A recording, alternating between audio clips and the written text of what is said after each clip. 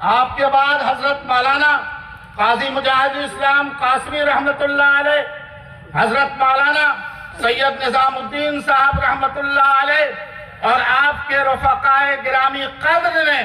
آپ کے ان منصوبوں کو زمین کے اوپر اتارا۔ اس وقت 4 بلکہ 5 ٹیکنیکل ادارے قائم کیے گئے، جس سے اب تک 75,000 بچے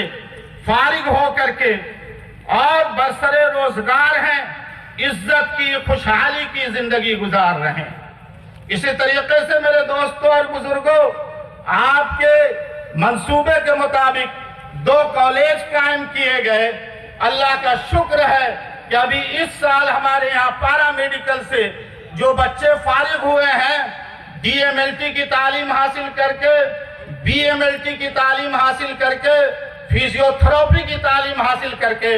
اللہ کا شکر ہے کہ 350 بچے ہمارے روزگار کو حاصل کرنے میں کامیاب ہو گئے، سرکاری نوکریاں ان کو حاصل ہوئی ہیں۔ مجھے کہنا یہ ہے کہ دینی تعلیم تو ضروری ہے، بنیاد ہے، لیکن عصری تعلیم بھی ایک فریضہ ہے۔ میرے دوستو، حضرت نے جو ہم لوگوں کو تعلیم دی وہ یہ دی کہ ہر آبادی کے لحاظ سے ٹیکنیکل ادارے قائم کیے جائیں۔ اللہ کا شکر ہے آپ کے شہر پورنیہ کے اندر ٹیکنیکل ادارہ قائم ہے، دربھنگا کے اندر ٹیکنیکل ادارہ قائم ہے،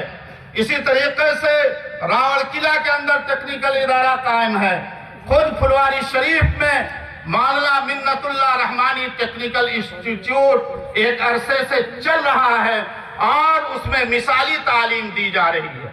تو میرے کہنے کا صرف یہ غرض ہے کہ آپ چونکہ منتخب لوگ ہیں، آپ کا فریضہ بنتا ہے کہ آپ اپنی آبادی کا سروے کریں کہ ہماری آبادی میں، خاص طور سے ہمارے محلے میں